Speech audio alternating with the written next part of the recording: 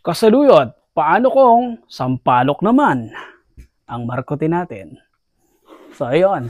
Ito kasi meron tayong kung dito na sampalok. Yung seedlings. Yan.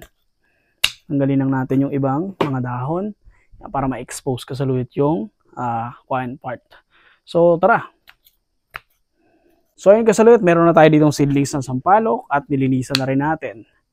Maganda kung tanggalin natin itong ibang sanga niya para malinis. Oh. At dito natin siya mamarkutin. Ilapit lang natin dito. At ito kasaluyot ay mga kalahating buwan na siguro. Kalahating taon. So dito natin siya lalagyan ng gayat. So ayan, paikutan lang natin. Tapos dito mga 1 pulgada. Yan. At ito kasulit, pwede mo ring gayahin, pwede mo ring gawin sa mangga, lansones, rambutan, balatan na natin. Yan, para ma-expose yung kanyang cambium layer. So, yun. Kailangan ay seamless yung kasaluyot. Yan. At mayroon na siyang gayat, kuskusin naman natin. Kuskusin natin ng maigi para matanggal yung madulas na part na yan. Yan. Ikutin natin. Tanggalin natin yung madulas na part.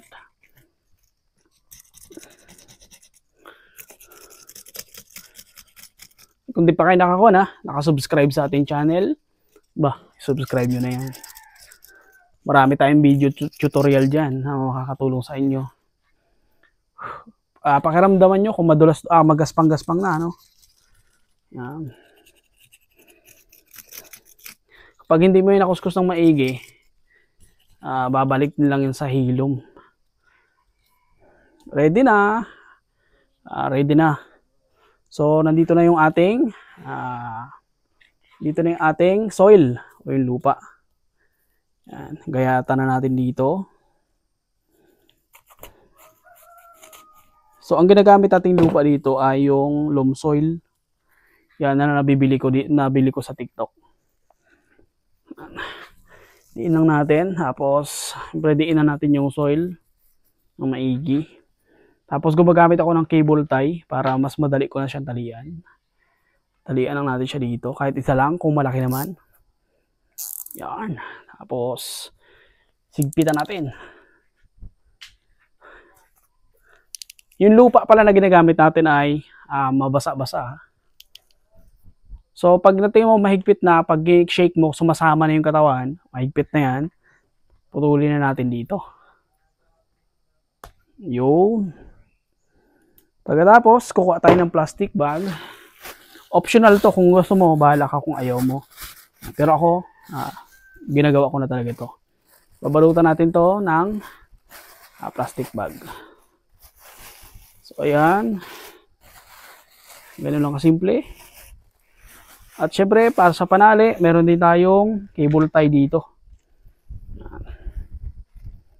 Para hindi na ako hindi mahirap higpitan. Gumagamit tayo ng mga bagay na to. Yan o, ganun na kasimple.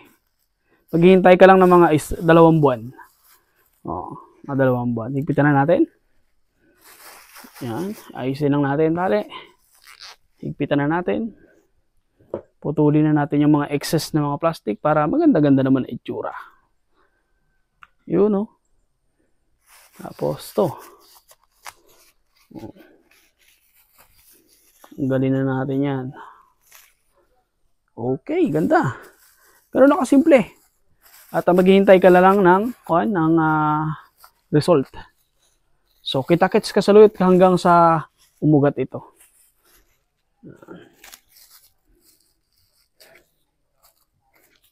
Yun na, tapos na tayo. Kung hindi ka pa nakapalaw, mag-follow ka na. Kung hindi ka pa nakasubscribe, mag-subscribe ka na. So kasaluyot, ito na yung ating marketed na sampalok. So yan, gumawa ulit ng tutorial para sa inyo. Pero may mga nauna na tayong tutorial about dito. At syempre, successful yung una natin. At ngayon, gumawa ulit tayo. Probably successful din yan. No?